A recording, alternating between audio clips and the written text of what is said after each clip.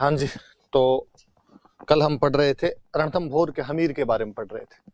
पुराने वाला रिवीजन तो मैंने करवा दिया था आपको, हम हमीर वाला रिवीजन फटाफट कर लेते हैं ताकि वीडियो की साइज थोड़ी छोटी रहे, क्योंकि फिर आप कहने लग जाते हो कि सर लंबा वीडियो बना दिया, लंबा वीडियो बना दिया। आप शायद उसमें ये नहीं देख पाते कि वो जो भी वीडियो बनाया था उस वीडियो में शुरुआत के 20 मिनट तो रिवीजन करवाया हुआ है।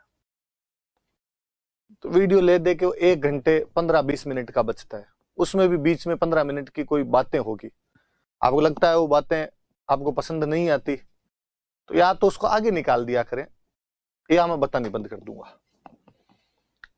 ताकि आपका वीडियो 1 घंटे का ही हो जाए। मैं चाहूंगा कि 1 घंटे का ही क्यों हो, मैं सीधे सीधे सीधे सीधे फैक्ट बता दूं आपको, ताकि वीडियो 35 मिनट के अंदर ही बना दूं। आप बता देना मुझे, जैसे पढ़ना हो वैसे मैं पढ़ा दूंगा, वरना मुझे नहीं लगता कि मैं किसी एक राजा को 2-2 टुकड़ों के अंदर पढ़ा के करूंगी। पृथ्वीराज चौहान के बारे में मुझे 2 वीडियो बनाने पड़ जाएं, तो आप जैसे कहेंगे वैसे कर लेंगे। लोकतंत्र है, जनता की इच्छा पर निर्भर है, सेवक हैं आपके, फीस लिए आपसे, आप कहोगे उतने का बना देंगे वीडियो, आप कहोगे 17-17 मिनट के वीडियो पढ़ा देंगे, और मैं 17 मिनट में भी पृथ्वीराज चौहान कंप्लीट करवाना जानता हूँ। तो मैं आपके पहले हमीर का फटाफट रिवीजन करवा देता हूँ। रणथंभौर के चौहानों के बारे में हम पढ़ रहे थे। तो गोविंदराज जो कि पृथ्वीराज चौहान का बेटा था, पहले तुर्कों की सहायता से अजमेर का राजा बनता है, पर उसके चाचा हरिराज ने उसको वहां से अपदस्थ कर दिया, और हरिराज कुतुबुद्दीन ऐबक पर अपने सेनापति चतरराज की सहायता से आक्रमण करता है, लेकिन हार जाता है चतरराज। फिर कुतुबुद्दीन ऐबक खुद अजमेर पर अटैक कर देता है। हरिराज को जब हार नजदीक लगी तो वो खुद अग्नि में प्रवेश कर जाता है। गोविंदराज यहाँ से रणथंभौर चला जाता है और वहां पर एक विशुद्ध नए स्वतंत्र चौहान राज्य की 1194 के अंदर वो स्थापना कर देता है। बीच में 2-3 राजा और बने, पर वो इतने इंपॉर्टेंट थे नहीं। हम डायरेक्ट हमीर पर आएंगे। 1282 के अंदर हमीर उसके पिता जैतर सिंह द्वारा अपने जीवन काल के अंदर ही उसे राजा बना दिया गया था।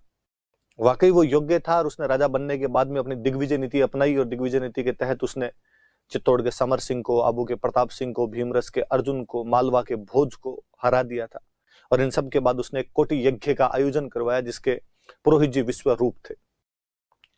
1290 में जलालुद्दीन खिलजी उस पर आक्रमण कर देता है। जहाइन के किले तक वो कब्जा भी कर लेते हैं, जहाइन जिसे कि रणथंभौर की चाबी कहा जाता था, लेकिन हमीर की सेना उसे वापस वहां से हटा देती है। 1292 में जलालुद्दीन खिलजी एक बार फिर ये साहस उठाता है, रणथंभौर को घेरता है, लेकिन इस बार फिर उसे अपनी सेना को वापस वहां से ले जाना पड़ा। वो हमीर को हरा नहीं पाया, और जाते जाते वो कह के गया कि मैं ऐसे 10 किलों को मुसलमान के बाल के बराबर भी नहीं समझता हूं। कालांतर में अलाउद्दीन खिलजी राजा बन जाता है। जब अलाउद्दीन खिलजी राजा बना तो कहा जाता है कि उसकी सेना जब 1298-99 में गुजरात पर अटैक करने के लिए गई थी, जब वहां से वापस लौट रहे थे, तो जो मंगोल थे, जो 1296 में जलालुद्दीन खिलजी के टाइम में नए नए मुसलमान बने थे, उनके 2 नेताओं मोहम्मद शाह और कहबरू ने लूट के धन के बंटवारे को लेकर विद्रोह कर दिया, और वहां से भागकर हमीर के पास आ गए, और हमीर ने उन दोनों शरणागतों को अपनी रक्षा के अंदर ले लिया। इतना ही नहीं, उसने मोहम्मद शाह को जगाना की जागीर भी दे दी थी। अलाउद्दीन खिलजी इस बात से नाराज था ही। फिर रणथंभौर का दुर्ग सामरिक दृष्टि से बहुत महत्वपूर्ण था। रणथंभौर पर कब्जा करने से दिल्ली, मालवा, दिल्ली, गुजरात के रास्ते पर नियंत्रण कर सकते थे। रणथंभौर पर कब्जा करके आप राजस्थान के बाकी जो राजपूत राजा थे उन पर अपनी धाक जमा सकते थे। अलाउद्दीन खिलजी जो कि एक इंपीरियलिस्टिक एम्बिशियस रूलर था, उसके लिए ये बहुत गलत मैसेज जा रहा था कि उसके नाक के ठीक नीचे कोई राजा उसके विद्रोहियों की हेल्प कर दे। फिर उसके चाचा जलालुद्दीन खिलजी 2 बार हार के चले गए थे, उसे वो बदला भी लेना था।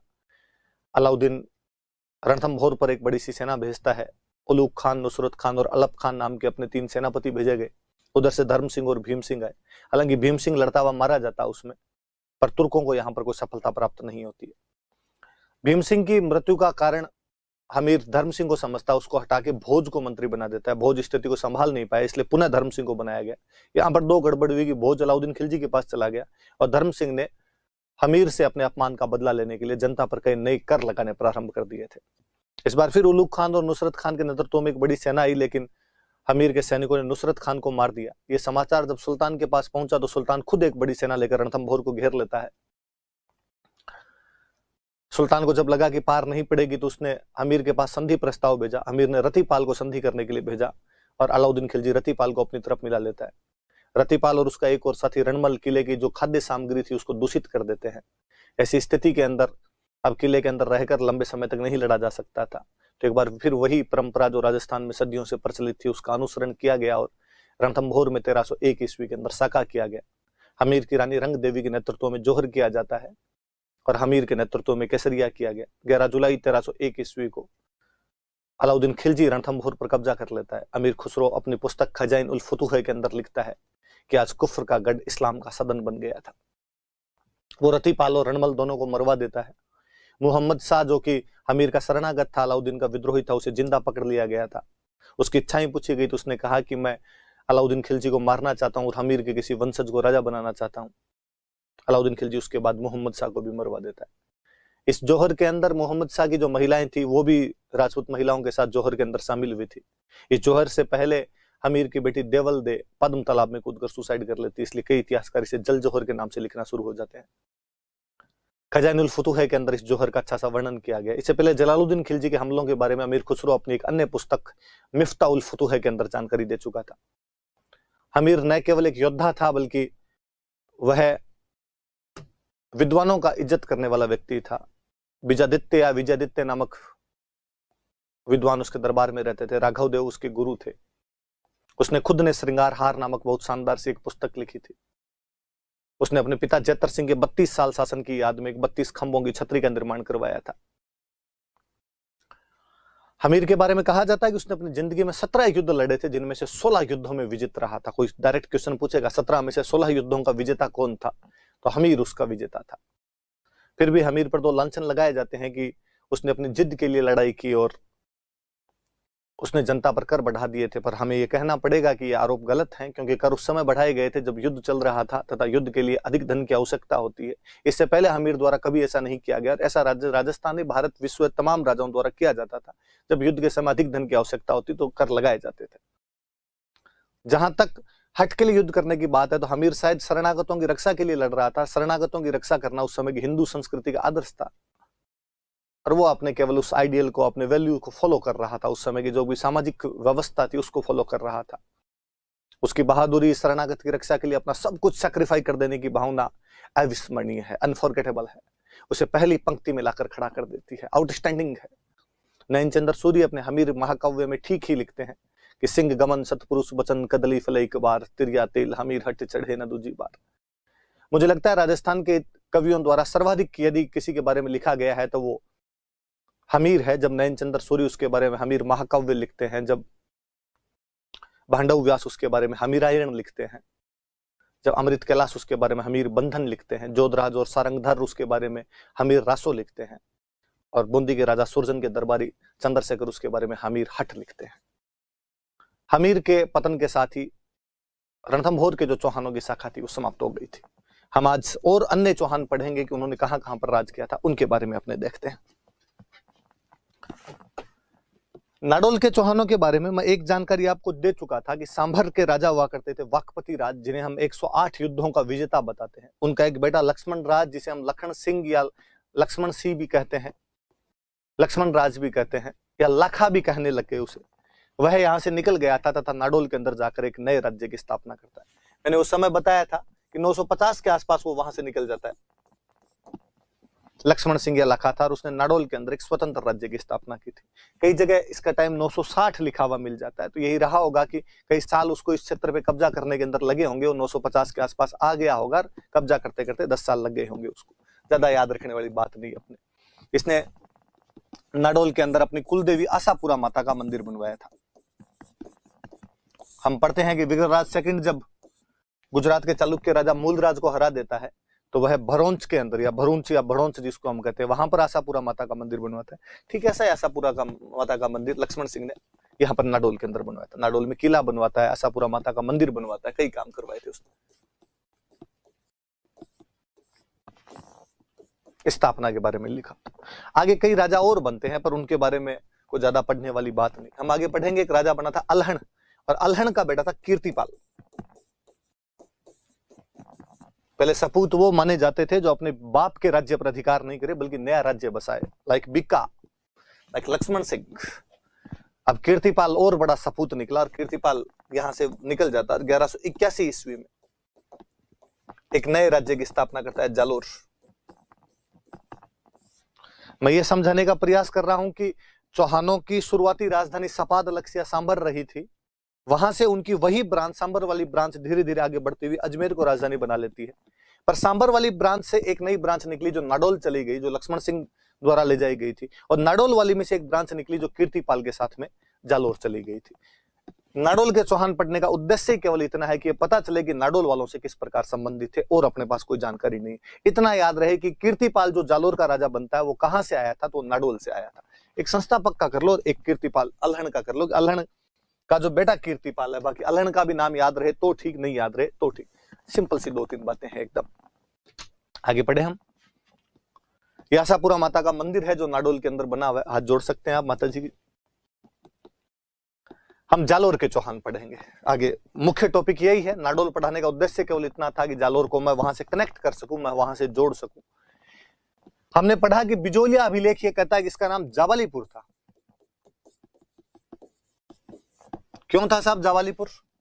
तो हम कहते हैं कि यहाँ पे किसी समय एक ऋषि रहते थे, जाबाली। जाबाली नाम के ऋषि की तपोभूमि होने के कारण वो यहाँ पे तपते थे। तपोभूमि होने की वजह से, यहाँ पर तपस्या का क्षेत्र होने की वजह से इस क्षेत्र का नाम जाबालीपुर पड़ गया था। फिर जालोर कैसे पड़ा? तो हम कहते हैं यहाँ पे जाड़ के पेड़ ज्यादा थे। ये जाड़ प्लस लोर है। लोर का मतलब होता है सीमा, बाउंड्री।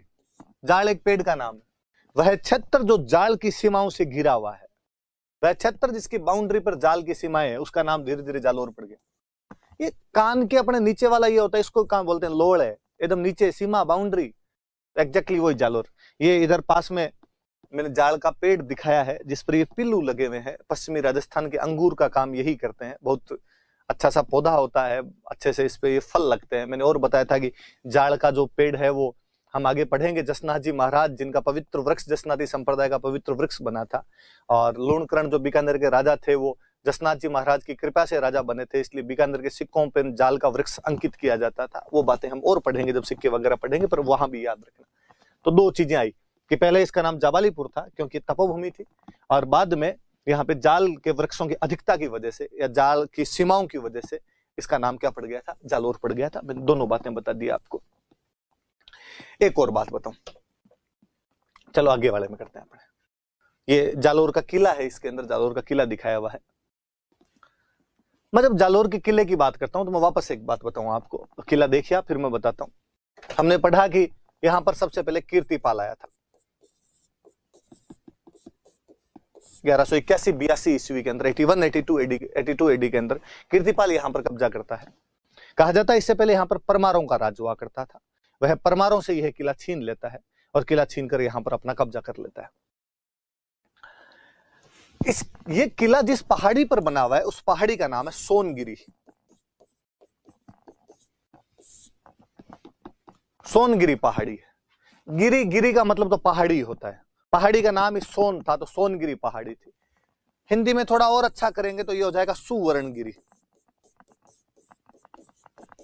थोड़ा और अच्छा करेंगे तो ये हो जाएगा कंचनगिरी। कंचन का मतलब भी सोना होता है। और आप देसी भाषा में कहोगे तो ये हो जाएगा सोनगढ़। तो ये सोनगिरी पहाड़ी पर बना हुआ था, इसलिए सोनगिरी का किला, सुवर्णगिरी का किला, कंचनगिरी का किला या सोनगढ़ कह दिया जाता है। गढ़ या किला, एक किला मतलब फोर्ट। तो आप इस सोनगिरी फोर्ट बोलिए, सुवर्णगिरी फोर्ट बोलिए, कंचनगिरी फोर्ट बोलिए या सोनगढ़ कहिए, बातें तमाम एक ही है। तो कोई पूछे कि भाई हम किस किले को सुवर्णगिरी का किला कहते हैं, तो जालोर के किले को कहते हैं, क्योंकि उस पहाड़ी का नाम ही सोनगिरी पहाड़ी था। यहां से एक बात मुझे और याद आती है कि जैसलमेर का जो किला है उसको हम स्वर्णगिरी कहते हैं। ऐसा कहते हैं कि वो पीले पत्थरों का बना हुआ है और वो पीले पत्थर जो है वो धूप के अंदर सोने जैसे चमकते हैं, इसलिए उसका नाम स्वर्णगिरी का किला पड़ गया। इसलिए हम उसे गोल्डन फोर्ट कहते हैं, स्वर्णगिरी का किला कहते हैं या सोनार किला कहते हैं उसको।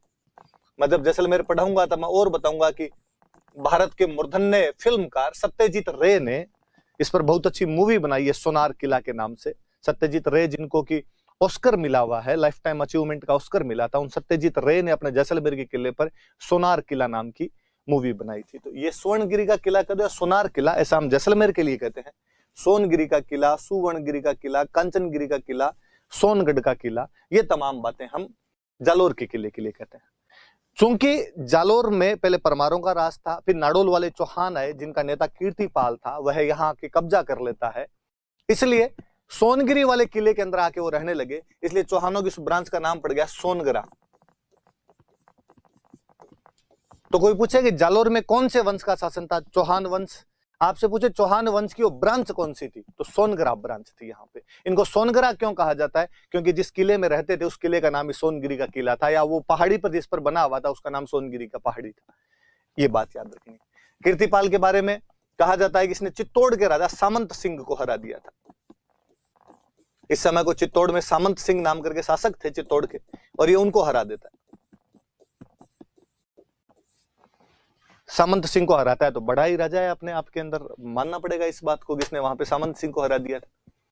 नैनसिरी ख्यात हमने जो पढ़ी थी कि वो राजस्थान की पहली ख्यात है, जो जोधपुर के दरबार में रहने वाले, जसवंत सिंह के दरबार में रहने वाले मोहनोत नैनसी द्वारा लिखी गई थी।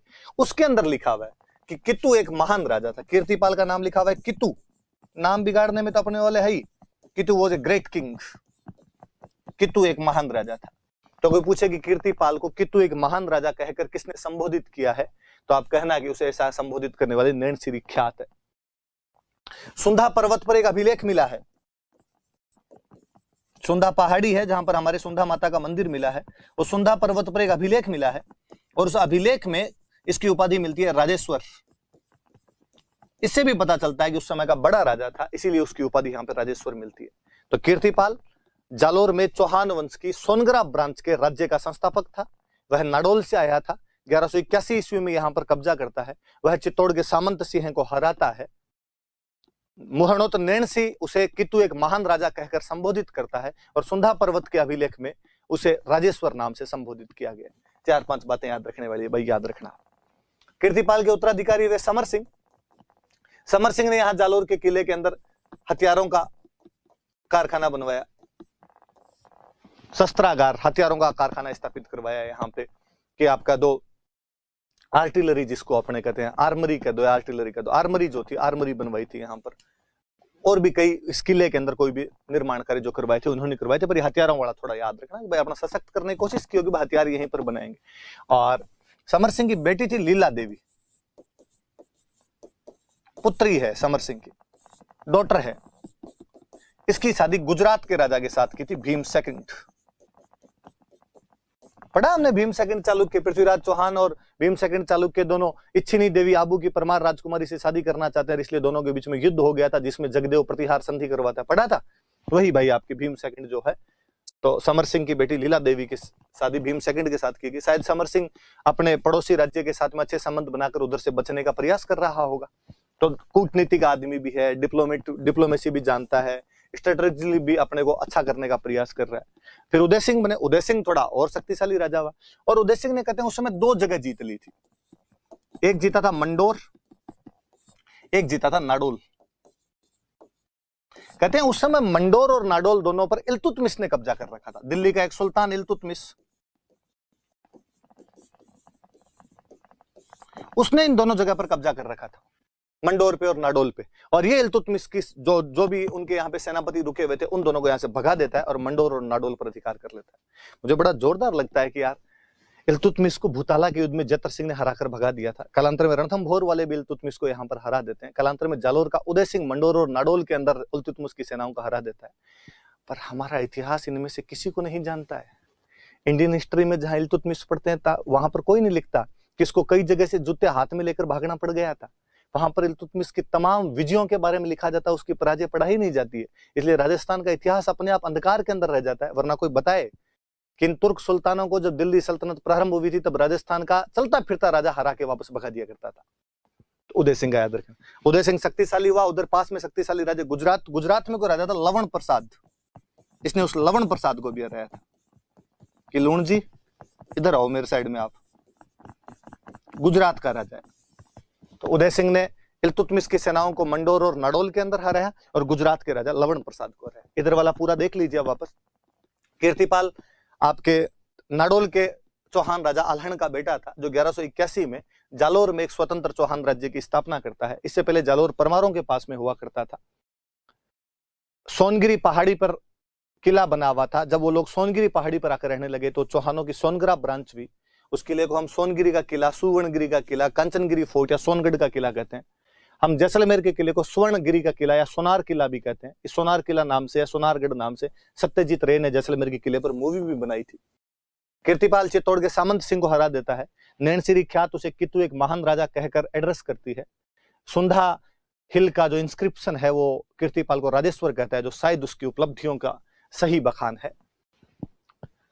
इसके उत्तराधिकारी समर सिंह ने जालोर के किले में शस्त्रागार का निर्माण करवाया, आर्मरी बनवाई थी और अपनी बेटी लीला देवी की शादी गुजरात के चालुक्य राजा भीम सेकंड के साथ की थी। उदय सिंह मंडोर और नाडोल में इल्तुतमिश को हराकर भगा देता है और गुजरात के राजा लवण प्रसाद को हराता है। हम आगे बढ़े। एक चाचिक देव नाम का राजा बना। इस समय दिल्ली के अंदर इसका जो शासन काल था, इसके अंतर्गत दिल्ली के 2 सुल्तान आए। एक सुल्तान था नासिरुद्दीन महमूद और एक सुल्तान था बलबन। आप मिडिवल पढ़ोगे तो नरेंद्र सर आपको बलबन पढ़ाएंगे और मैं इस बात की गारंटी देता हूं कि उसके बाद आप कम से कम बलबन को तो जिंदगी में कभी नहीं भूलोगे। और बलबन का खूब अच्छा सा वर्णन करते हैं।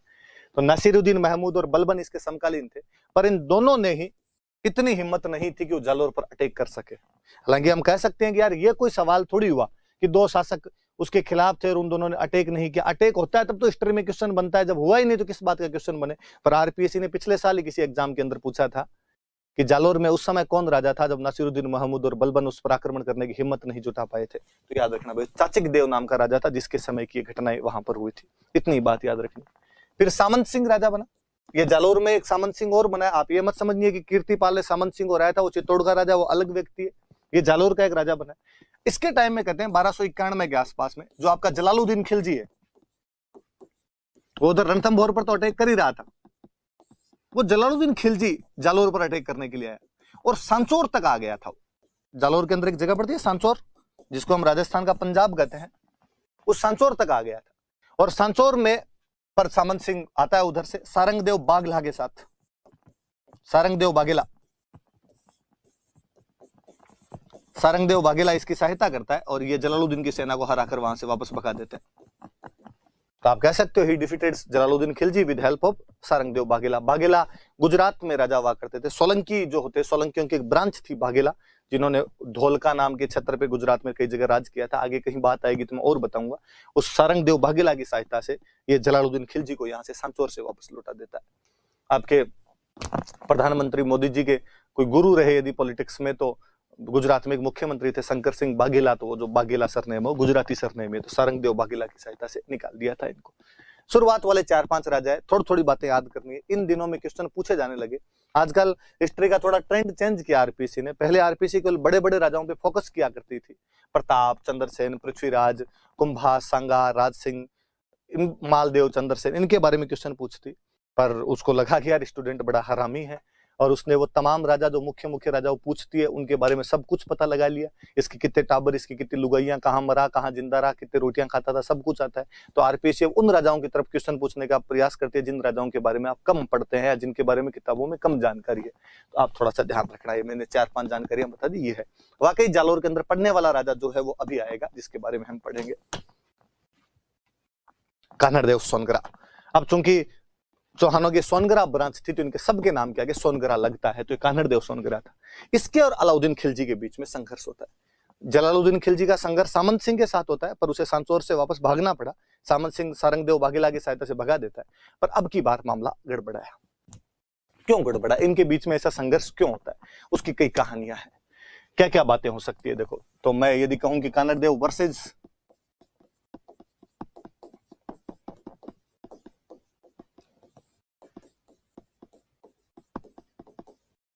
अलाउद्दीन खिलजी, एक तो वही सेम सी बात आएगी कि जालोर गुजरात जाने वाले रास्ते के ऊपर एकदम डिपेंड करता है। वो तमाम जगह वो बात लिखनी है। आप चित्तौड़, रणथंभौर, जालोर किसी की भी बात करो, आप कहो कि ये दिल्ली गुजरात वाले रास्ते के ऊपर था, या मैं और कहूं कि दिल्ली से साउथ वाले रास्ते के बीच में भी आया करता था। इधर से साउथ वाला रास्ता भी जाया करता था। दक्षिण भारत में जाने का इजी मार्ग हुआ करता था यहाँ से। इसलिए कोई भी सुल्तान चाहेगा कि वो जालोर पर कब्जा कर ले। तो एक तो इनके बीच में ये कारण था कि जो जालोर था वो दिल्ली से दक्षिण भारत के रास्ते पर स्थित था। या आप कह दो कि दिल्ली से गुजरात के रास्ते पर स्थित था। तो इस पर कब्जा करना जरूरी ही था अपने आप में। दूसरा एक कारण वही कि अलाउद्दीन खिलजी एक इंपीरियलिस्टिक, एक एम्बिशियस रूलर है। उसने भाई साहब पूरे भारत में अटैक किए थे, तो जालोर पे भी करेगा यार। तो उसकी जो साम्राज्यवादी नीति है, वो कैसे चाहेगा कि उसके नाक के ठीक नीचे कोई इतना ज्यादा शक्तिशाली हो जाए कि उसके चाचा जलालुद्दीन खिलजी को हराकर भगा दे। ये भी तो बदले लेने थे। वो सिकंदर द्वितीय बनना चाहता था, सिकंदर सानी की उपाधि धारण करता है। तो अलाउद्दीन खिलजी साफ सी बात है ऐसा कुछ करेगा।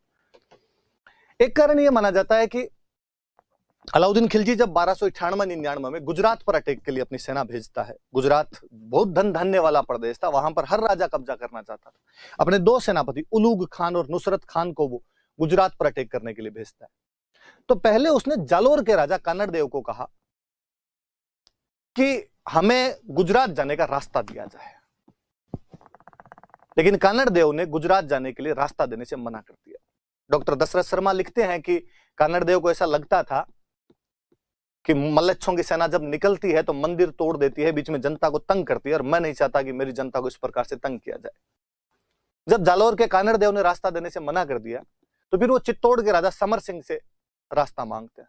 और हम शुरुआती क्लासों में पढ़ चुके हैं कि समर सिंह ने रास्ता तो दे दिया था, पर कर वसूल लिया था अलाउद्दीन खिलजी की सेना से।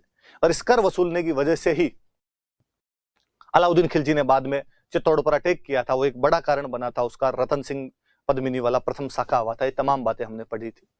तो एक कारण वो भी माना जाता है कि गुजरात आक्रमण के समय रास्ता नहीं दिया। जो गुजराती व्यंजन था,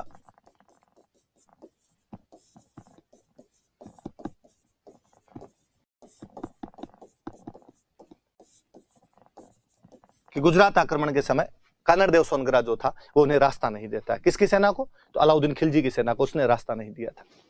ठीक। और कहते हैं कि गुजरात गए खिलजी, गुजरात को उन्होंने लूटा, सोमनाथ का मंदिर तोड़ दिया था उन्होंने, शिवलिंग ध्वस्त कर दिया था। और कहते हैं उस शिवलिंग को कहा गया कि शिवलिंग को दिल्ली लेकर आओ और इसके जो शिवलिंग के टुकड़े टुकड़े करके कसाईयों के अंदर बांट दिया जाएगा, ताकि धार्मिक भावनाओं को थोड़ा और उफाना जा सके और थोड़े जो मुस्लिमों में कट्टरपंथी लोग होते हैं उनको राजी किया जा सके कि देखो हमने एक हिंदुओं का मंदिर तोड़ा, आप हमारा सपोर्ट कीजिए इस सुल्तान का। और मंदिर तोड़ा ही नहीं है, उनके शिवलिंग को हमने कसाईयों को बांटने के लिए दे दिया। अब कसाई इसके बाट बनाएंगे, ये जो पत्थर है शिवलिंग का इसके, और इससे मीट तोलेंगे, मांस तोलेंगे। जो हाथ मांस के लगता है वही हाथ अब इनके शिवलिंग के लगेगा, अपवित्र कर देंगे पूरा इसको। शिवलिंग को जब तोड़ के ला रहा था, जब वो वापस जालोर के नजदीक आए, इस साइड से वो निकल रहे थे, तो कहा जाता है कि कानड़ देव सोनगरा ने अपना एक सेनापति भेजा, जेता देवड़ा। जेता देवड़ा नाम का सेनापति भेजा कि जाओ और उलूग खान को पूछ के आओ। उलूग खान सेनापति था, अलाउद्दीन खिलजी का भाई था उलूग खान। उलूग खान को कहो कि तुमने सोमनाथ का मंदिर कैसे तोड़ दिया, तुम उसके शिवलिंग को कैसे तोड़ के आ गए। दो घटनाएं एक साथ हुई कि इधर से जेता देवड़ा उलूग खान से बातचीत करने के लिए जाता है, और उसी दिन उलूग खान की सेना के अंदर मोहम्मद शाह और केहबरू विद्रोह कर देते हैं। वो दो बहादुर मंगोल सेनानायक लूट के धन का बराबर बंटवारा न होने की वजह से बगावत कर देते हैं। जेता देवड़ा को जैसे पता चला कि इधर उलूग खान पे मंगोलों की बगावत हो रखी है, उसने उसी समय उलूग खान पर हमला किया और उलूग खान से उस सोमनाथ के मंदिर के शिवलिंग के टुकड़ों को छीन लिया था। कहते हैं कानड़ देव सोनगरा ने जालोर के 5 भिन्न भिन्न स्थानों पर सोमनाथ मंदिर के शिवलिंग के टुकड़ों को स्थापित करवा के 5 नए शिव मंदिर बनवाए थे। उलूग खान दोनों तरफ से लज्जित महसूस करता है कि मंगोल उसके हाथ से भागकर रणथंभौर के हमीर के पास चले जाते हैं, और वो सोमनाथ के मंदिर के जो टुकड़े थे, लूट का जो धन था, वो भी जेता देवड़ा लूट कर जालोर ले जाता है। एक ये कारण भी था कि गुजरात से लौटती हुई सेना से शिवलिंग के टुकड़े छीन लिए थे। इस वजह से भी इनके बीच में युद्ध होना ही था।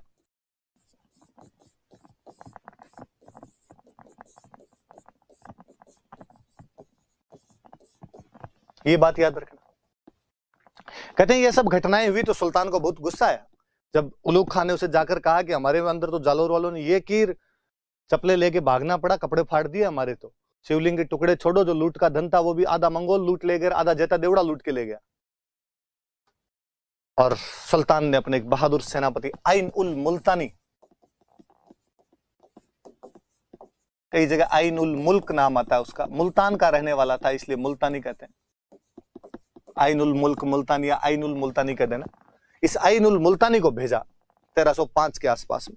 जब ये घटनाएं हुई थी उस समय अलाउद्दीन एक बार इधर जालोर की तरफ ध्यान देता नहीं, और अलाउद्दीन उलूग खान को कहता है कि भूल जा, जो हुआ वो, एक बार रणथंभौर और चित्तौड़ को देखते हैं, उसके बाद इसको देखेंगे। 1301 में सफलतापूर्वक रणथंभौर और लगातार उसके 1303 में चित्तौड़ को जीतने के बाद अब अलाउद्दीन को लगा कि मौका है। वो जो घाव जालोर वालों ने दिए थे, वो जो कान्हड़देव सोनगरा का सेनापति जेता देवड़ा उलूग खान की सेना से सोमनाथ मंदिर के शिवलिंग के टुकड़ों को छीन कर ले गया था, उसका बदला लेने का समय है। और 1305 के आसपास में आइन उल मुल्क मुल्तानी नाम के एक सेनापति को एक बड़ी सेना देकर और भेजा गया, जालोर पर भेजा गया। कहते हैं आइन उल मुल्क मुल्तानी जो था वो जितना अच्छा कमांडर था उतना अच्छा कूटनीतिज्ञ था, डिप्लोमेट था, बहुत अच्छा।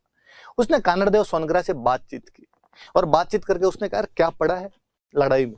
लड़े थे रणथंभौर वाले, हमीर लड़ता हुआ मारा गया। लड़े थे चित्तौड़ वाले, रतन सिंह लड़ता हुआ मारा गया। तुम भी क्या कर लोगे लड़के, इससे अच्छा यार सुल्तान के साथ संधि कर लो।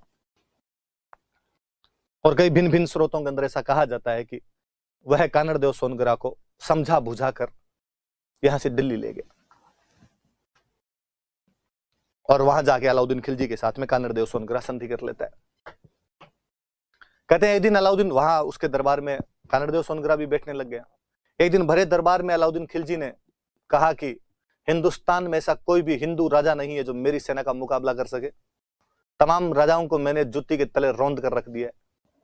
कान्हड़देव सोनगरा का राजस्थान का खून खोला, और कान्हड़देव सोनगरा ने कहा कि सुल्तान यदि ये बात है तो मैं जालोर जाता हूं, तुम जालोर आ जाओ, हम दो दो हाथ करने के लिए तैयार हैं। फरिश्ता अपनी पुस्तक तारीख फरिश्ता के अंदर यह जानकारी देता है कि कान्हड़देव ने अलाउद्दीन की उस चुनौती को स्वीकार किया और इसकी वजह से युद्ध हुआ था। एक कारण यह भी बताया जाता है कि सुल्तान की हिंदुओं को चुनौती जो दी गई थी, अलाउद्दीन की हिंदू राजाओं को चुनौती, चैलेंज किया गया कि है कोई, और कान्हड़देव ने उस चुनौती को स्वीकार किया और उसने कहा है मैं चलूंगा आपके साथ, चिंता करने की कोई आवश्यकता नहीं। मोहनोत नैनसी इसकी थोड़ी अलग सी जानकारी देते हैं। मोहनोत नैनसी कहते हैं कि उस दरबार में कान्हड़देव की जगह उसका बेटा वीरमदेव सोनगरा गया था, और वीरमदेव सोनगरा वहां अलाउद्दीन खिलजी के दरबार में जाता है, उस दरबार के अंदर रहता है। कई इतिहासकार कहते हैं कि दोनों बाप बेटे गए थे, पर ऐसी कोई घटना हुई होगी तभी ऐसी कोई बातें चली होगी कि भाई कान्हड़देव और वीरमदेव दोनों चले गए थे उस दरबार के अंदर। वीरमदेव के बारे में कहा जाता है कि वीरमदेव हैंडसम राजकुमार था, अपने टाइम का रणवीर कपूर था। वो हाजिर जवाब बहुत अच्छा, बोलने में सेंस ऑफ ह्यूमर बहुत शानदार था, विटी। पर कहते हैं कि वीरमदेव जो था, वीरमदेव के बाल नहीं थे, शरीर पर जो बाल होते हैं ये वीरमदेव के शरीर पर नहीं थे। आजकल तो लड़के भी बाल वाल साफ करवा लेते हैं, सलमान खान की मूवियां देख देख के कि शर्ट उतारना पड़े तो बाल नहीं दिखे, वरना किसी समय में बाल मर्दानगी की निशानी माने जाते थे। वीरमदेव के ये बाल नहीं थे शरीर पर इतने। एक दिन अलाउद्दीन खिलजी ने मजाक मजाक के अंदर कहा कि राजकुमार वीरमदेव, जब भगवान बाल बांट रहा था तुम कहां रह गए थे? तुम्हारे पास बाल कैसे नहीं है? तुम्हारे शरीर पर बाल कैसे नहीं है? वीरमदेव बड़ा हाजिर जवाब था। हालांकि उसकी इस बात को, अलाउद्दीन की इस बात को सुन के दरबार सब हंसने लग गया, यार वीरमदेव में कमी है, एकदम गोरा चित्ता सा वैसा दिखता है, बाल है ही नहीं इसके शरीर पर। वीरमदेव हाजिर जवाब था। वीरमदेव ने वापस जवाब दिया कि सुल्तान आपकी बात सही है कि भगवान जब बाल बांट रहा था मैं वहां जा नहीं सका, क्योंकि जिस जगह पे बुद्धि बंट रही थी वहां पर मैं 2 बार चला गया था, इसलिए मुझे टाइम उधर लग गया। इसलिए जब मैं बाल वाले स्टॉल पर पहुंचा तो मुझे पता चला कि बाल खत्म हो गए, क्योंकि उस स्टॉल पर आप 2 बार चले गए थे। अलाउद्दीन खिलजी के शरीर पर खूब सारे बाल थे। वीरमदेव अपने उस हाजिर जवाब के आंसर के द्वारा यह साबित करना चाहता था कि मेरे में बुद्धि डबल है, आप बुद्धि से 0 हो, आपके बाल डबल है, मेरे बाल 0 है। हालांकि एक प्रकार से सुल्तान की बेइज्जती थी, पर सुल्तान को यह आंसर पसंद आया और सुल्तान ने कहा यार लड़का यूं रिप्लाई करना शानदार जानता है। ये बात बाकी दरबारियों ने भी सुनी, बाकी दरबारियों ने भी बाहर आके बात की कि यार क्या बोलता है यार, शानदार, कितना सुंदर है, योद्धा है, बहादुर है, युवा है, ज्ञानी है, हाजिर जवाबी है, तमाम विशेषताएं एक व्यक्ति के अंदर भगवान ने अलग से मांड के भेजा इस राजकुमार को। कहा जाता है कि खबरें धीरे धीरे अलाउद्दीन खिलजी की एक राजकुमारी फिरोजा तक पहुंची। शहजादी फिरोजा के समाचार उसकी सहेलियों द्वारा मिलते हैं कि आजकल इस प्रकार राजस्थान के जालोर का एक राजकुमार वीरमदेव सुल्तान के दरबार के अंदर है, और उसके तमाम गुणों की चर्चाएं इस समय जालोर की लहरों के अंदर, जालोर की हवाओं के अंदर गूंज रही थी, दिल्ली की हवाओं में गूंज रही थी। संयोग से एक दिन वीरमदेव सुबह सुबह जिम जाके वापस आ रहा था, कसरत वसरत करके वापस आ रहा था, टी शर्ट विशर्ट हाथ के अंदर ही ले रखा था। उस गठीले बदन के नौजवान को फिरोजा अपनी सहेलियों के साथ में अपने महल के अंदर से देखती है। Love at first sight. फिरोजा पहली नजर में उसको अपना दिल दे बैठती है। और अब फिरोजा ने कहा कि शादी करूं तो केवल वीरमदेव से करूं, इसके अलावा किसी से शादी नहीं करूं। सुल्तान अलाउद्दीन खिलजी को जब इस बात का पता चला कि उसकी बेटी फिरोजा वीरमदेव से विवाह करना चाहती है, उसने मना किया। लाहौल विल्ला कुवत, गुस्ताख लड़की, वो गैर मजहब के लोग हैं, काफिर हैं, काफिरों के साथ हम रिश्ता कैसे जोड़ सकते हैं। कहा जाता है कि फिरोजा की मम्मी नहीं थी, उसकी मम्मी की पहले डेथ हो गई थी। फिरोजा रोई और फिरोजा ने कहा कि अब्बा आप मेरी शादी मेरे प्रेमी से या जिससे मैं प्यार करती हूं नहीं करना चाहते। यदि मेरी मम्मी आज जिंदा होती तो शादी करवा देती, मैं बिना मां की बेटी हूं ना, इसलिए आप अत्याचार करते हो। पिता का हृदय द्रवित हुआ और पिता ने कहा कि यदि तुम्हारी यही इच्छा है तो मैं स्वयं कानड़देव वीरमदेव के पास तुम्हारा रिश्ता लेकर जाऊंगा। सुल्तान गया और सुल्तान ने जाकर कहा कानड़देव वीरमदेव को कि मेरी बेटी फिरोजा वीरमदेव से विवाह करना चाहती है, प्यार करती है। पर वो दोनों इस बात के लिए तैयार नहीं थे। कानड़देव नहीं चाहता था कि मेरे बेटे के साथ में वीरमदेव की शादी हो, न वीरमदेव चाहता था कि फिरोजा के साथ उसकी शादी। वो विधर्मियों के साथ में विवाह नहीं करना चाहते थे। पर यदि वहां दिल्ली में सुल्तान को मना कर दिया जाए कि हम शादी नहीं करेंगे, तो सुल्तान शाम से पहले पहले पकोड़े बना खा जाए आपके। तो उन दोनों ने इस बार कूटनीति का प्रयोग किया और उन्होंने कहा अरे इतनी बड़ी बात करी सुल्तान आपने, कहा आप पूरे दिल्ली के सुल्तान, पूरे भारत पर अधिकार करने वाले, कहा हम जालोर के राजा, आप यार अपने बराबर का कोई बादशाह सुल्तान देखो, नवाब देखो, उसमें शादी करो यार, हमें कहां शादी कर रहे हो। हमारे तो इतने पैसे वैसे ही नहीं है, हमारे पास तो गरीब लोग हैं, हम तो एकदम राजस्थान के। और अलाउद्दीन ने कहा इसमें अमीरी गरीबी वाली कहां बात है, लड़का अच्छा होना चाहिए, लड़का योग्य है। राजस्थान और पॉलिटी दोनों के टेस्ट दिए हैं इसने, नंबर भी अच्छे आ रहे हैं, इसके रैंक आ रही है। भले ऐप में रैंक नहीं आती हो, पर हमने अंदरूनी पता लगाया है कि इसके एकदम अच्छे परसेंटेज वगैरह आ रहे हैं। लाइव क्लास भी सारी लेता है ये एकदम। तो इसके साथ ही, और तुम धन की चिंता मत करो, यदि तुम्हारे पास धन वगैरह नहीं है शादी के लिए तो मेरे से ले जाओ, तुम अपने वालों का ये काम कर, तू धन दे। और कहते हैं वहां से कानड़देव वीरमदेव वहां से धन लेकर आए और आके पहले तो जालोर के किले को ऊंचा ऊंचा करवाया। यहाँ तो हम पढ़ते हैं कि कल्ला रायमल अकबर से लेकर आता है, सिवाना के किले की मरम्मत करवा देता है। इस बार यही काम कानड़देव सोनगरा और वीरमदेव सोनगरा कर रहे हैं। अलाउद्दीन खिलजी से धन लाकर जालोर के किले का पुनर्निर्माण, मरम्मत करवा रहे हैं, रिकंस्ट्रक्शन करवा रहे हैं। अपनी पूरी तैयारियां करने के बाद में यहां से कानड़देव और वीरमदेव ने अलाउद्दीन के पास समाचार भेजा कि हम तो ब्याह आज करें न कल करें, तेरे जो जी में है ना वो कर लेना। कहते हैं अलाउद्दीन इस वजह से भी कुपित था कि उन्होंने उसकी बेटी का रिश्ता ठुकरा दिया था। ये बात भी याद रखना, फिरोजा वाली भी।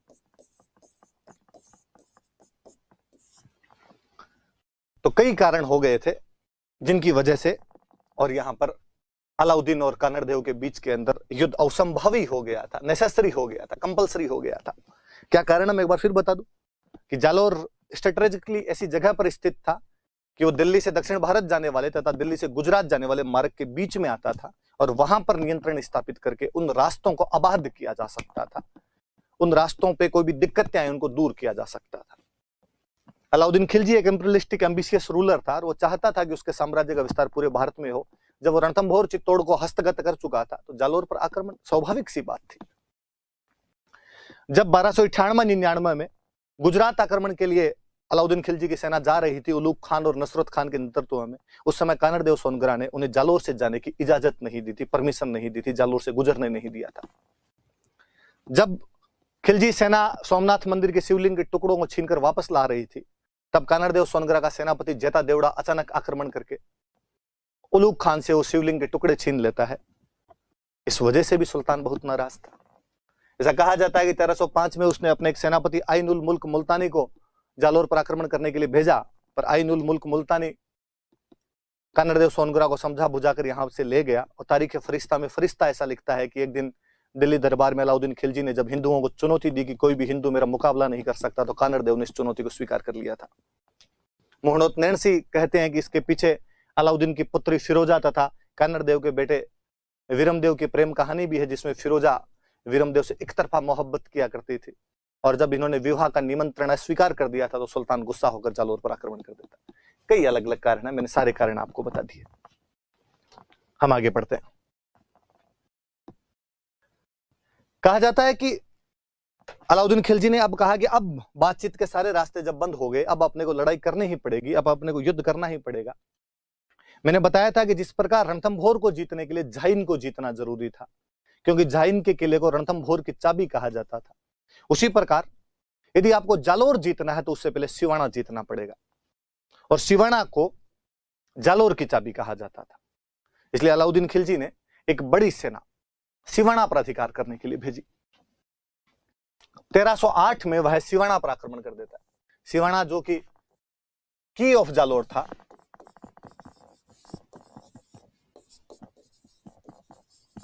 जो कि जालोर की कुंजी या जालोर की चाबी था। उस समय सिवाना पर कानड़देव सोनग्रा के दो भतीजे सातल और सोम, सातलदेव सोनग्रा और सोमदेव सोनग्रा नियंत्रण कर रहे थे। कानड़देव ने अपने दो भतीजों की ड्यूटी वहां पर लगा रखी थी, सातलदेव सोनग्रा और सोमदेव सोनग्रा की, तुम सिवाना संभालो। वो सिवाना संभालने में लगे हुए थे। याद रहे थोड़ा सा कि सातलदेव का नाम अपनी कई किताबें शीतलदेव लिख देती है, नहीं भाई, इसका नाम सातलदेव था। भयंकर लंबा चौड़ा डील का डाकी टाइप का आदमी था, 7 फीट के आसपास में हाइट थी, कोई 1.5 क्विंटल वजन था। कहते हैं कि इसको मरने के बाद में जब इसकी लाश लेके आए थे तो तुर्क सैनिकों को इसकी लाश पड़ी से डर लगा था कि यार ऐसे भी आदमी होते हैं क्या, रंगड़ डील का डाकी है भयंकर वाला ये आदमी। तो मुझे लगता है उस आदमी का नाम शीतल लिखना उस आदमी का भेद अपमान है, ऐसे नहीं किया जाना चाहिए। या तो एक बॉलीवुड की मूवी है चुप चुप के, जिस मूवी में कोई कहता है कि बस शीतल से कौन लड़ेगा, और राजपाल यादव तैयार हो जाता है कि शीतल से मैं लड़ूंगा, शीतल से मैं लड़ूंगा, और फिर शीतल उसी प्रकार सातल देव के रूप में आता है, और राजपाल यादव कहता है कि यार लड़कियों के नाम रख रख के तुम कंफ्यूज मत किया करो। तो सातल देव और सोमदेव सोनग्रा वहां पर किले का नियंत्रण संभाल रहे। तुर्क खिलजी सेना जो थी वो चारों तरफ से आकर घेर लेती है सिवाना को, लेकिन सातलदेव और सोमदेव उतनी बहादुरी के साथ किले के अंदर से अपनी पूरी तैयारियों के साथ में खिलजी सेना का मुकाबला करते हैं। इवन खिलजी सेना के एक सेनापति नाहर खान को मार दिया जाता है। नाहर खान इसी आक्रमण के अंदर लड़ता हुआ मारा गया था, सिवाना वाले आक्रमण के अंदर। नाहर खान की मृत्यु के जब समाचार सुने तो अलाउद्दीन खिलजी खुद एक बहुत बड़ी सेना लेकर आया। फाइनली जब उसे लगा कि किला तोड़ना मुश्किल है, बाहर से किले पर विजय नहीं प्राप्त की जा सकती, तो एक बार फिर उसने उसी छल बल साम दाम दंड भेद का प्रयोग किया और किले के एक सैनिक को विश्वासघात करने के लिए तैयार कर लिया। एक बहेल सैनिक था, बहेल कास्ट होती है, उस बहेल जाति का एक सैनिक था, उसको अपनी तरफ मिला लिया। एक बार फिर वही इतिहास दोहराया गया जैसा कि रणथंभौर में किया गया था, और किले का जो पानी था उसको दूषित कर दिया गया, गो रक्त मिला दिया गया उस बहेल सैनिक की सहायता से। उसे लोभ लालच दिए गए कि हम तेरे को राजा बना देंगे, पैसे टक्के दिए गए, वो इसके लिए तैयार हो गया। जब किले का पानी दूषित हो गया तो और कोई तरीका नहीं बचा, तो अब सातलदेव और सोमदेव यहां पर साका करते हैं। ये सिवाना का पहला साका था।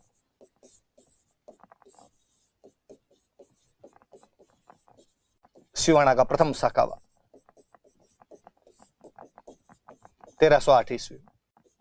आपको पढ़ा चुका हूं कि सिवाना में 2 साके हुए थे। सिवाना का पहला साका 1308 ईस्वी में हुआ, जब अलाउद्दीन खिलजी के आक्रमण के समय कानड़देव सोनग्रा के 2 भतीजे सातलदेव सोनग्रा और सोमदेव सोनग्रा यहां पर युद्ध करते हैं और लड़ते हुए मारे जाते हैं। मैंने और बताया था कि 1589 के अंदर कल्ला राय मलोट अकबर की सेना के खिलाफ लड़ता हुआ मारा गया था, जो कि सिवाना का दूसरा साका था। तो अपने सिवाना में 2 साके हुए थे भाई। पहला ये चौहानों वाला साका, दूसरा वो राठौड़ों का साका था, कल्ला राय मुलुत का साका था। अलाउद्दीन खिलजी यहाँ पर कब्जा करता है, कब्जा करके सिवाना का नाम बदल देता है और सिवाना का नाम बदल कर देता है खेराबाद। अपने एक सेनापति को यहाँ का प्रशासक बना देता है, कमालुद्दीन गुर्ग। उसका मुख्य गुर्गा रहा होगा कमालुद्दीन। उसने कहा कमाल के गुर्ग, तुम यह सिवाना को संभालो। तो कमालुद्दीन गुर्ग को यहाँ का प्रशासक बनाया और सुल्तान उसके बाद वापस लौट जाता है। एक बार उसने कहा सिवाना वाला तो अपने अंडर में लो। इतना थोड़ा सा याद रखना, आप ये सारी बातें याद रखना कि अलाउद्दीन खिलजी ने सिवाना पर आक्रमण किया 1308 में, क्योंकि जालोर जीतने के लिए सिवाना जीतना जरूरी था। सातलदेव सोनगरा और सोमदेव सोनगरा जो कानड़देव के भतीजे हैं, वो जालोर के सिवाना की रक्षा करते हैं। सुल्तान का सेनापति नाहर खान इसमें मारा जाता है। सुल्तान खुद आता है। बहल सैनी के विश्वासघात की वजह से किले के गेट खोलने पड़ते हैं। 1308 में सिवाना का पहला साका हुआ। सुल्तान यहाँ कब्जा करके इसका नाम खेराबाद कर देता है और अपने एक बंदे कमालुद्दीन गुर्ग को यहाँ की व्यवस्था सौंप देता है। यहाँ एक चीज और लिखी है, मालकाना का युद्ध। इस पेज पे जगह नहीं बच रही, मैं अगले पेज पे पढ़ा दूं आपको। मालकाना के युद्ध की बात करते हैं।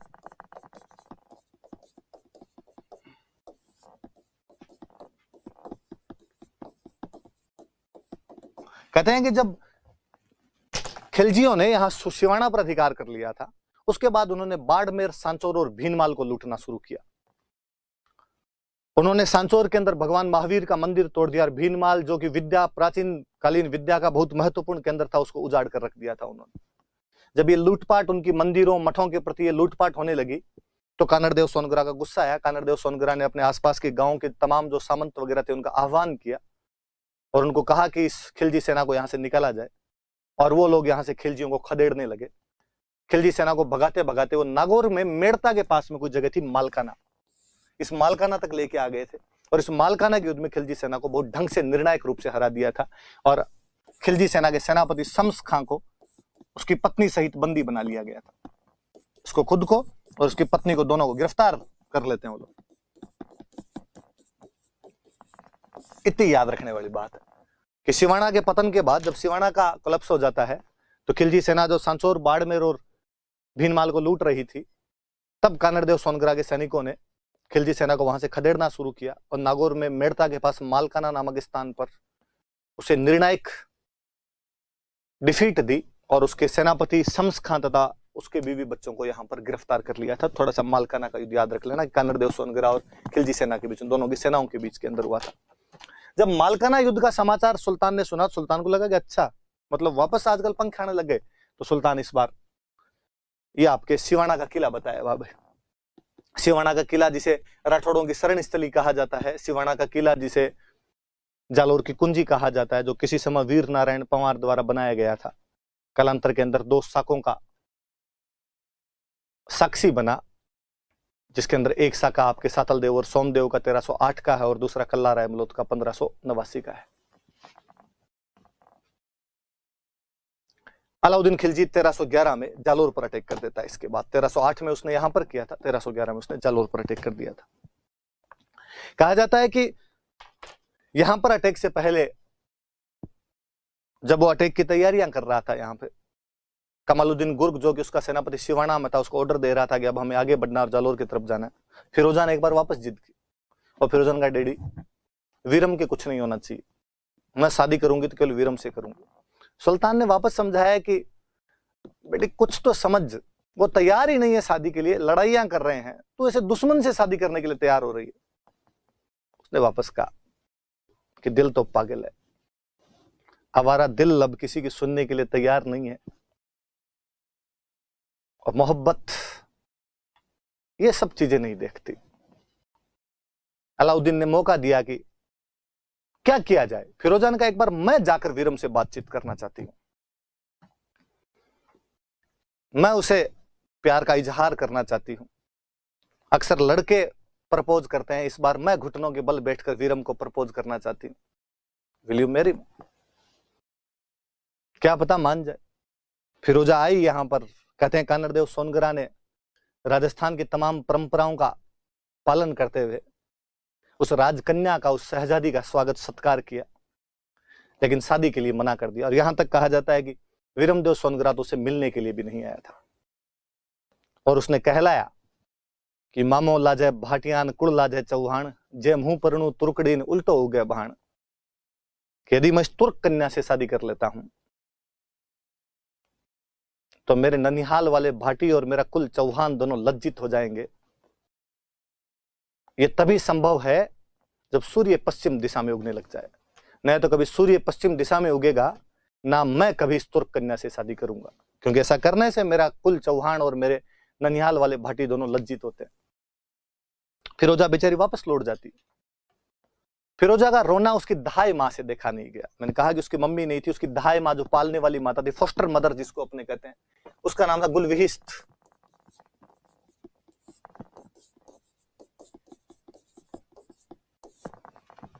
कहते हैं गुलविहिस्त ने सुल्तान को कहा कि एक बार मैं जाकर बातचीत करना चाहती हूं। सुल्तान ने एक बार फिर मौका दिया, गुलविहिस्त यहां पर आई, पर जालोर वालों ने वही टक्का सा जवाब दिया। मारवाड़ी में कहते चिट्टो चिट्टो ना दियो, नहीं ये नहीं कर सकते हम। लौट जाती है वहां से, गुलविहिस्त वापस चली जाती है। अब सुल्तान के पास में तमाम जो चीजें थी वो चुक गई थी। अब लड़ाई ही होनी थी और कोई तरीका ही नहीं बचा था। उसने कमालुद्दीन गुर्ग को ऑर्डर दिया, कमालुद्दीन तुम आगे बढ़ो, इधर से मैं आ रहा हूं, चिंता मत करो। तो 1311 के अंदर वो यहां पर अटैक कर देते हैं। अलाउद्दीन खिलजी का जो सेनापति था वो कमालुद्दीन गुर्ग है, वही जिसे पहले सिवाना दिया गया था।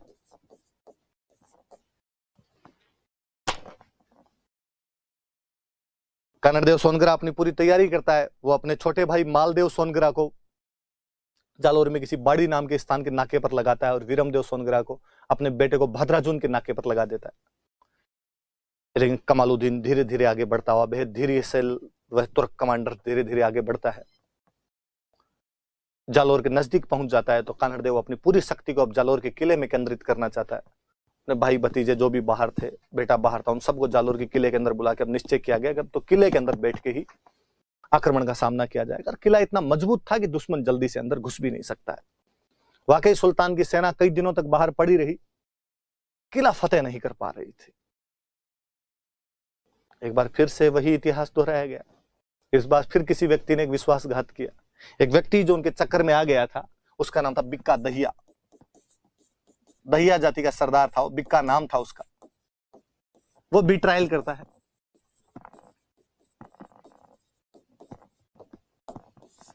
उसको अलाउद्दीन खिलजी द्वारा कहा गया कि यदि तुम हमारा साथ देगा, किले के अंदर घुसने का रास्ता बता देगा, तो हम कानड़देव और वीरमदेव को मारने के बाद तुझे जालोर का राजा बना देंगे। और ये एडवांस टोकन मनी पकड़, जितने रुपए चाहिए उतने। धीरे बिका दैया उनकी बातचीत में आ गया। उसने कहा ठीक है बता दूं। तो कहा बता, किले में किधर से घुसा जा सकता है? उसने कहा ये तो मैं नहीं जानता एग्जैक्टली कि आप किले में किधर से क्या घुसेंगे, पर मैं किले की कमजोरी बता सकता हूं। क्या कमजोरी है?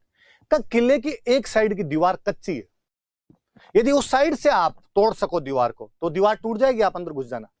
बाकी पूरे किले की दीवार पक्की है, यहां से तो अंदर नहीं घुस पाओगे। अलाउद्दीन ने कहा बता वो कहां से कच्ची है? उसने कहा ये तो मुझे नहीं पता एग्जैक्टली कहां से कच्ची है, मेरा सुना हुआ है कि इस किले की दीवार कच्ची है। सुल्तान ने थप्पड़ मारूंगा मंगते, पूरी बात तो बता, वरना पैसे किस बात की दी, पैसे रख दे। अरे उसने कहा सुनो तो सही, एक तरीका और बताता हूं। तो दीवार कच्ची है ये मुझे पता है, कहां से कच्ची है ये नहीं पता, पर कच्ची का पता कैसे लगाते हैं ये मुझे पता है। उसने कहा यार पता तुम बता क्या है बात। राई होती है, राई का बीज देखा होगा आपने, राई होती है अपने सरसों जैसे से दाने होते हैं राई के। उसने कहा राई एक ऐसा बीज है जिसे यदि कच्ची जमीन में रोपा जाए तो रात रात में फूट जाता है, अंकुरित हो जाता है, जमीन में दरारें आ जाएगी। तो इस किले के चारों तरफ राई डलवा दो, जहां से फूटेगी राई वहां कच्चा है। अलाउद्दीन ने कहा शाबाश मेरे शेर, जियो मेरे लाल, क्या सूचना दी है। अलाउद्दीन खिलजी ने मुनादी करवाई कि आसपास में जिस किसी के पास जितनी राई हो वो लेकर आए, मुंह मांगे दामों पर खरीदी जाएगी। लोग बोरे भर भर के राई लेकर आए। सुल्तान ने मुंह मांगे दामों पर राई खरीदी, उसके चारों तरफ राई डलवा दी। सुबह जहां से राई फूटी पता चल गया कि यहां से दीवार कच्ची। अब सुल्तान ने कहा अपना पूरा फोकस यहां किया जाए, इस साइड से तोड़ के अंदर घुसेंगे। उधर मेरे जैसा कोई एक आलसी था, वो सुबह राई का एक बोरा उठा के वहां गया सुल्तान को, सुल्तान राई लाया हूं, ले लो। सुल्तान ने कहा तोलो, 1 रुपए किलो से राई तोलो। उसने कहा रात तो 100 रुपए किलो ले रहे थे, अब 1 रुपए किलो ही। हमारे मारवाड़ी में कहते हैं कि सुल्तान ने कहा कि राई रा भाव रात ही गया, कि राई वाले भाव तो रात ही चले गए।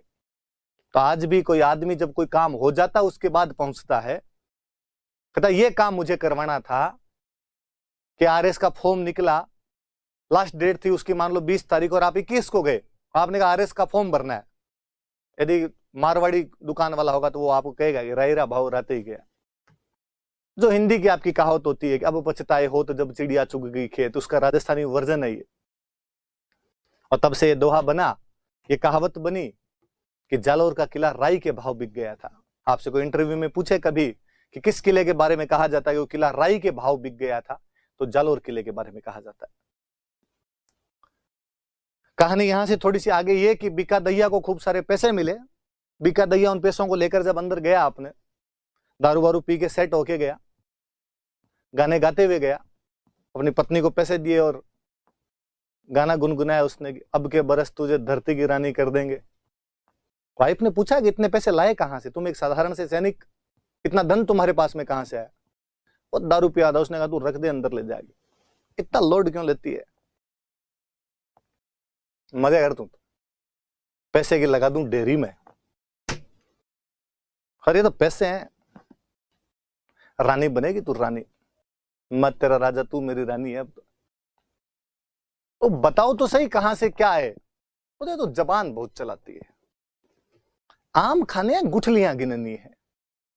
उसने कहा फिर भी इतना धन हमारे पास कैसे आ सकता है?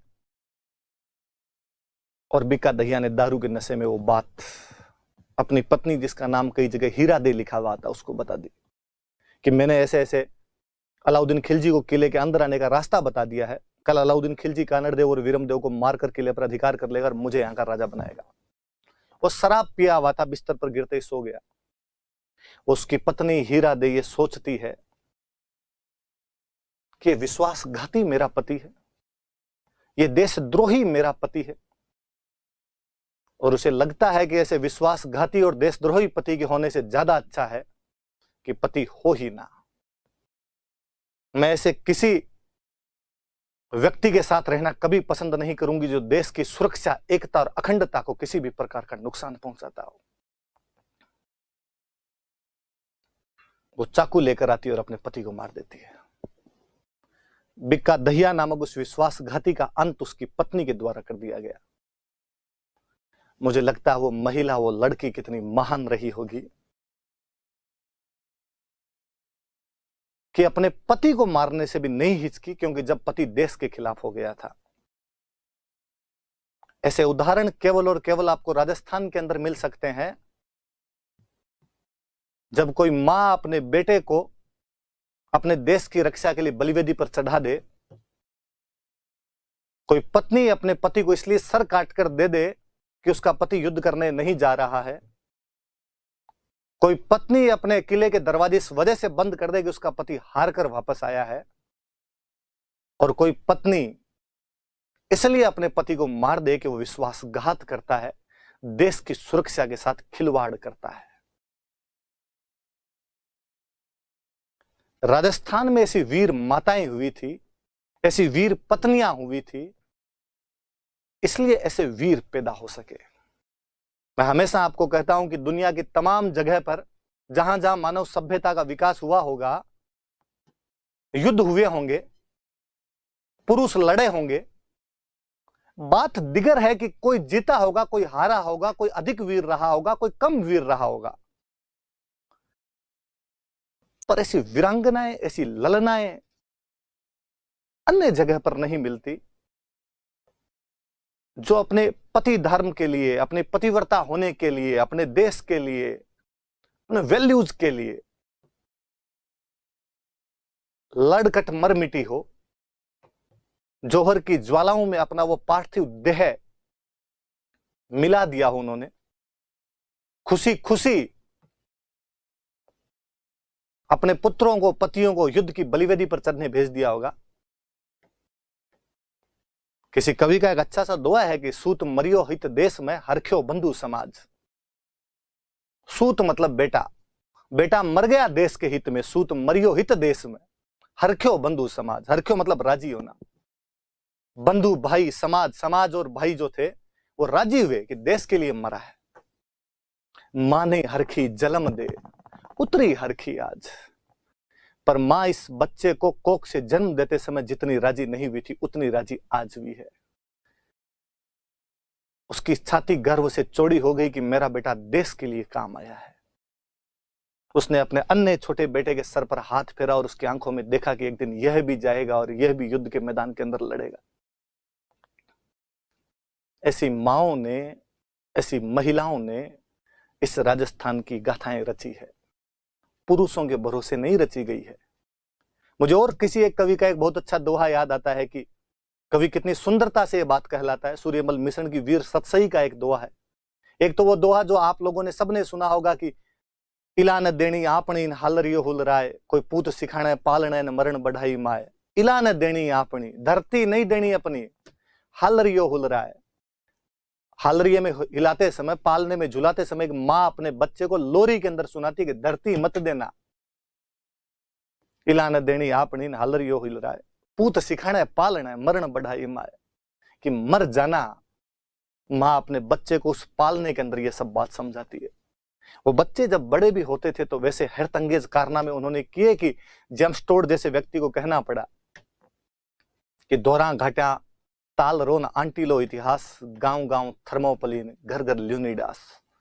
कि इन दोरों घाटों और तराइयों का एक अजीब इतिहास है जिसके गांव गांव में थर्मोपोली बनी हुई और घर घर में लियोनिडास जैसे योद्धा उत्पन्न हो गए हो। सूर्यमल मिशन का एक और अच्छा दोहा है जिसके अंदर दो सहेलियां आपस में बात कर रही है, दो महिलाएं आपस में बात कर रही है, जिनमें से एक का पति युद्ध करने के लिए गया हुआ है। वो पूछती है अपनी दूसरी सहेली, उस युद्ध करने के लिए गए हुए पति की पत्नी से पूछती है कि तुम्हारे पति के कोई समाचार मिले क्या, युद्ध करने के लिए गए थे, वापस आए क्या? वो कहती है कि नहीं, ऐसा कोई समाचार नहीं आया है।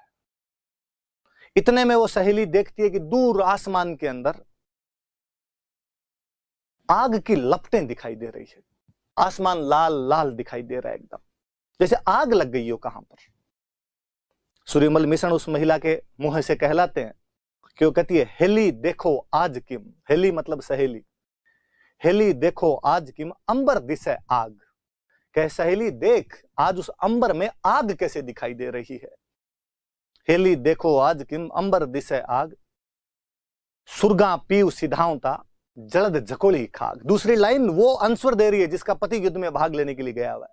पहले वाली उससे पूछती है कि सहेली आज आसमान में आग क्यों दिखाई दे रही है, और जिसका पति युद्ध में भाग लेने के लिए गया वो कहती है सुरगा पीव सिधावता जलद जकोली खाग। मुझे लगता है मेरे पति युद्ध में लड़ते हुए वीर गति को प्राप्त हुए हैं, स्वर्ग जा रहे हैं। सुरगा पीव सिधावता, मेरे पति पीव स्वर्ग सिधार रहे हैं। जलद जकोली खाग, जलद मतलब बादल, खाग मतलब तलवार, और शायद स्वर्ग जाते समय बादलों में उन्होंने अपनी तलवार धोई होगी और उस तलवार के लगा हुआ दुश्मना का वो लहू लाल रंग का वो रक्त आसमान की इस लालिमा को अग्नि जैसा वर्ण दे रहा होगा, अग्नि जैसा रूप दे रहा होगा। कितने सिंपल तरीके से, कितने साधारण शब्दों में किसी महिला की वीरता का इसे सुंदर बखान मुझे दुनिया की अन्य किसी भाषा के अंदर नहीं मिलता है। दुनिया की तमाम भाषाएं, वो भले ही हमारे भारत की कोई भाषाएं रही हो या विश्व की अन्य कोई भाषाएं रही हो, महिला को केवल और केवल एक आभूषण मानती है, महिलाओं को केवल और केवल सौंदर्य की वस्तु मानती है, उन्हें पुरुषों को आकर्षण करने वाला एक केंद्र मानती है। यह केवल राजस्थानी का साहित्य है जो महिलाओं को इतनी इज्जत, इतना सम्मान बख्शता है कि उन्हें पुरुषों के समकक्ष नहीं, उसे ऊपर ले जाकर खड़ा कर देता है।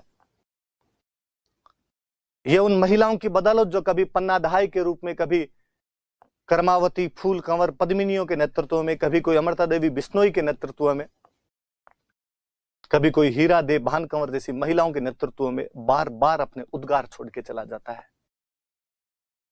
और जब उन महिलाओं का वो बलिदान, उन महिलाओं की वो बातें सुनते पढ़ते हैं, तब लगता है कि अरे so called feminist, so called intellectual लोग जो दिल्ली के किसी ऐसी के कमरे के अंदर बैठकर कह देते हैं कि 1303 में जो पद्मिनी का जौहर हुआ था वो झूठा है, वो केवल कल्पना है, वरना कोई भी महिला जोहर की ज्वाला के अंदर नहीं जा सकती, अग्नि के अंदर अपने को नहीं झोंक सकती है। राजस्थान के कवियों की कल्पना मात्र है। तब उन्हें बताना पड़े कि चूंकि तुम लोगों ने वो व्यवस्था ही नहीं देखी है, इसलिए तुम्हें लगता है कि ऐसा नहीं हो सकता है। तुम वो महिलाएं हो जो जिम के अंदर 2.5 किलो के बाट को उठाने के बाद में अपने कमर में लचक का अखबार के अंदर वर्णन करती हो। फास्ट फूड ज्यादा खा लिया जाए तो तुम्हारा पेट खराब हो जाता है, तब तुम इस बात को कैसे समझ पाओगी कि हमारे पश्चिमी राजस्थान की महिलाएं आज भी हाथों से मसाले कूटती है। मसाले कूटने वाला जो मुसड़ होता है वही 5 किलो का होता है, और केवल एक हाथ से वो मसाले कूट लेती है, दूसरा हाथ तो उसे पड़ोसन से चुगलियां करने के लिए चाहिए होता है।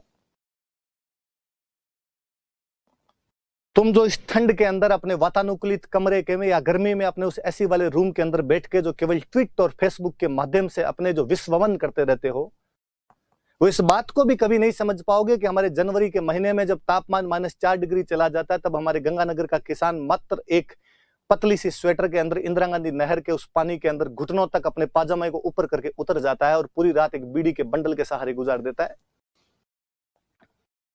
तुम हमारी उस जिजीविषा उत्कंठा को समझ नहीं पाओगे कि कभी राजस्थान देखने आओ तो सम के दौरों से आगे भी राजस्थान है, जिसमें तुम अपनी गाड़ी से उतरते भी नहीं हो। इस राजस्थान में कभी हमारे पूर्वजों ने, हमारे बड़कों ने उस धरती के लिए जिसमें कुछ भी नहीं हुआ करता था, खून को पानी से सस्ता करके रख दिया था। तब स्वरा भास्कर जैसी इंटेलेक्चुअल महिलाओं की बुद्धि पर बहुत ही तरस आता है, जब वो कहती है कि यदि मैं पद्मिनी की जगह होती तो मरने के बजाय अलाउद्दीन खिलजी के हरम में जाना पसंद करती। दो चीज होती है, एक होता है जीवन और एक होता है गरिमा युक्त जीवन, लाइफ विद ऑनर। जीवन यह है कि पद्मिनी जौहर ना करती और अलाउद्दीन खिलजी के साथ में चली जाती और सेक्स स्लेव बन के उसके हरम के अंदर अपनी पूरी जिंदगी काट देती। यह जीवन था, पर इसमें गरिमा नहीं थी।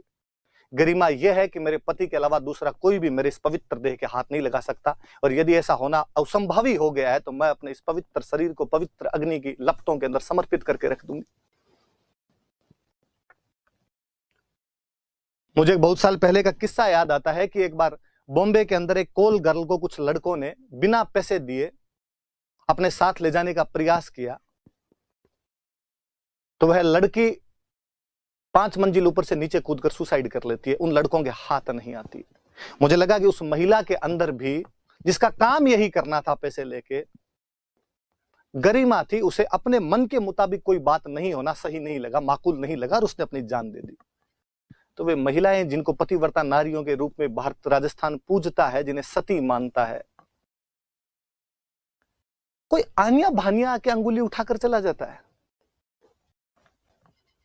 और हमारे पास कोई जवाब नहीं होते हैं, केवल इसलिए कि वामपंथी इतिहासकारों ने हमारे राजस्थान के इतिहास को मेन डिस्कोर्स के अंदर शामिल नहीं किया है, केवल इसलिए कि भारत के बाकी जगह के लोग किसी हीरा दे नाम की महिला के बारे में जानते नहीं है, जिसने अपने विश्वासघाती पति बीका दहिया को मारकर रख दिया था। मुझे और लगता है कई बार कि हमारा पानी खुद का कितना, हमारा खून कितना पानी हो गया होगा कि किसी समय में हमारे राजस्थान के अंदर वो पूर्वज रहे होंगे जो इतने महान महान काम करते थे। इवन ये केवल मैं राजा महाराजाओं की बात नहीं कर रहा, गांव गांव में आपको ऐसी कहानियां मिलेगी। मेरे दादाजी ने अक्सर कोई कहानियां सुनाते रहते हैं कि अपने यहां पर एक चौधरी था और वो भैंस के ऊपर से छलांग लगा जाया करता था। मैं जब भी उस व्यक्ति को कल्पनाओं में सोचता हूं तो लगता है कितना बेहतरीन एथलीट रहा होगा कि दौड़कर भैंस जैसे बड़े जानवर के ऊपर इतना ऊंचे से वो छलांग लगा जाया करता होगा।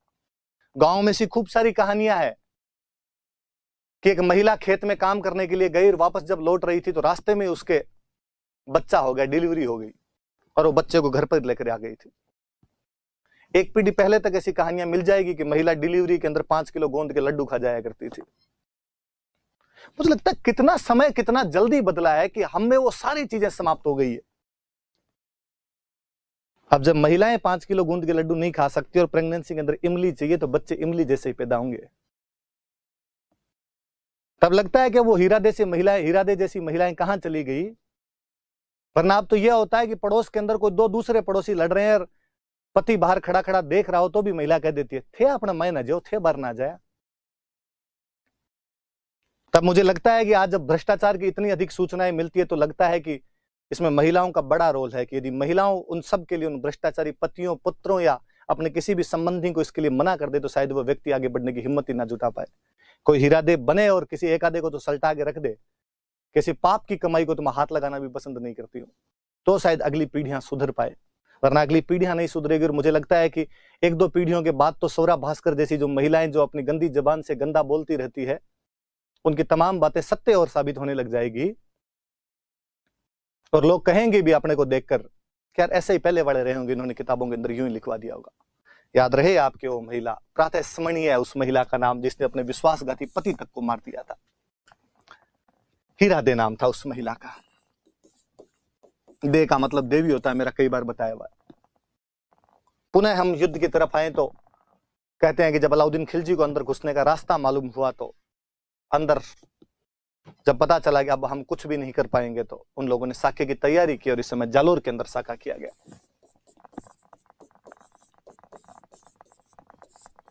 1311 में जालोर में साका हुआ। महिलाओं को जोहर करवा दिया गया। जितने भी पुरुष थे वे केसरिए कपड़े पहनकर बाहर निकले और तुर्कों की उस सेना से बहादुरी के साथ लड़े। कहते हैं पहले कानरदेव सोनगरा लड़ते हुए मारे गए थे तो उनके बेटे वीरमदेव का युद्ध भूमि में ही रास्ते लग किया गया।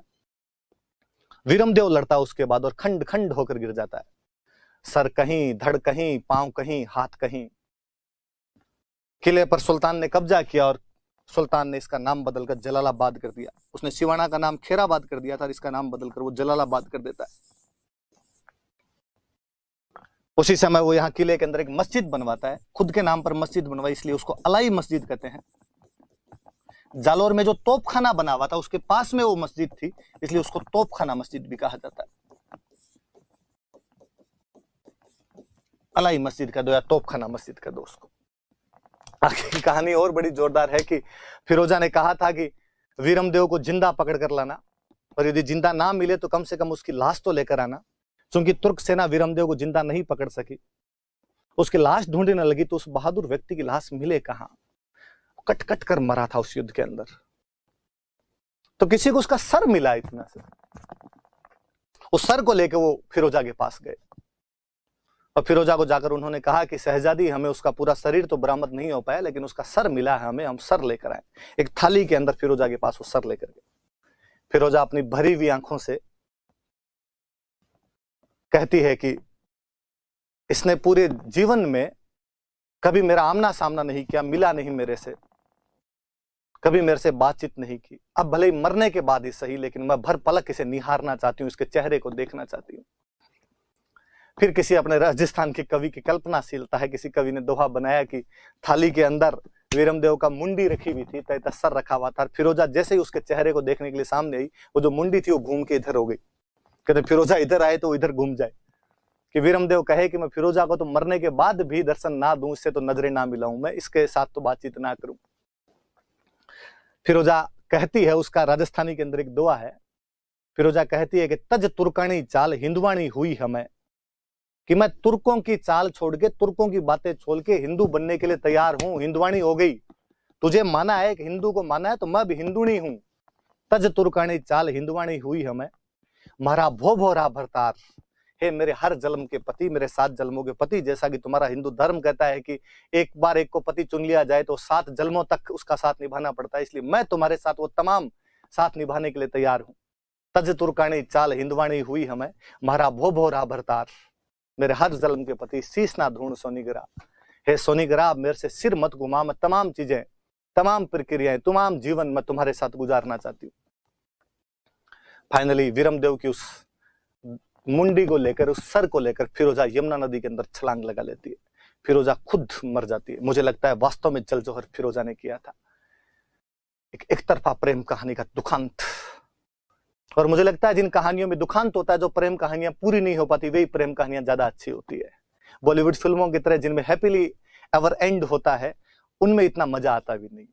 जो कसक रह जाती है उसकी बात ही कुछ अलग रहती है। यहाँ वीरमदेव फिरोजा की कहानी में हमें वो देखने को मिलता है कि वीरमदेव अपने असूलों पर, अपने धर्म पर अड़ा हुआ और फिरोजा अपने उस प्यार पर अडिग थी, उस पर अड़ी हुई थी। वीरमदेव की फोटो आप वाकई देखेंगे तो वाकई एक हैंडसम राजकुमार की किसी ने फोटो बनाई। ये कानरदेव सोनगरा की फोटो है। दो दोहे जो मैंने बोले, मैंने तो खूब सारे बोले यार, लेकिन ये दो काम के। जब वीरमदेव रिप्लाई करता है कि मामोला जे भाटियान कुड़ला जे चौहान जे परनुजू तुरकड़ीन उल्टो उगे भाण, या वो जब वो कहती है कि तज तुर्कानी चाल हिंदवाणी हुई है मैं, भोबोरा भरतार शीस ने ढूंढ सो निगरा, घुमा मत सिर को मेरे हर जन्म के पति। फिरोजा मैंने बताई दिया आपको कि अलाउद्दीन खिलजी की पुत्री थी जो वीरमदेव से एक तरफा मोहब्बत किया करती थी। अपने जालोर के किले के नीचे कोई फिरोजा का चबूतरा भी बताते हैं बना हुआ है, वो यहाँ आई थी तो उसकी याद में किसी ने बना दिया होगा। हालांकि लोकल लोग उसके बारे में इतना जानते नहीं है, और किसी को पूछा जाए कि ये किसका है तो कहते हैं शहजादी का है। बादशाह की बेटी थी, सुल्तान की बेटी थी, शहजादी होगी तो शहजादी का है। तो शहजादी कौन थी, क्या नाम था? तो फिरोजा तो किसी को आया, फोफड़ी फोफड़ी, बेचारी बहुत अच्छा सा नाम फिरोजा का हमने फोफड़ी बना के रख दिया। गुलविहिस्त मैंने बताया कि फिरोजा की फॉस्टर मदर थी, फिरोजा की दहाई माँ थी, पालने वाली माता थी। बहुत बाद में कानड़देव के बहुत बाद में राजस्थान के एक बहुत बेहतरीन राइटर वे पद्मनाभ, जिन्होंने अपनी 2 किताबें लिखी। एक पुस्तक का नाम है कानड़देव प्रबंध,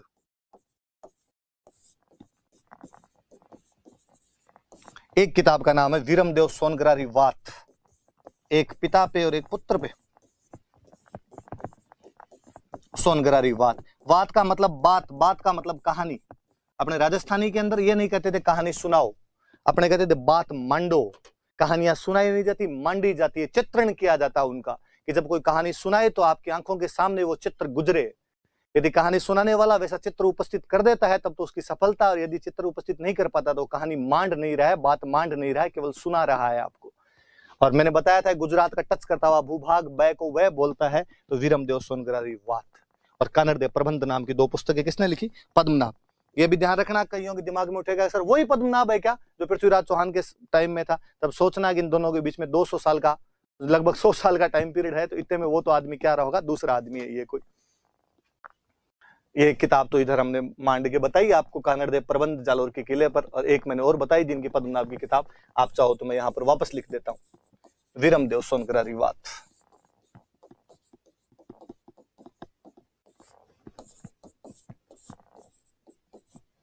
वीरमदेव सोनग्रारी वात। ये हम जालोर की कहानी पढ़ रहे थे, आगे हम चौहानों के अन्य रियासतें जैसे सिरोही, बूंदी और कोटा की बातें करेंगे। आज के लिए इतना खूब है, थैंक यू।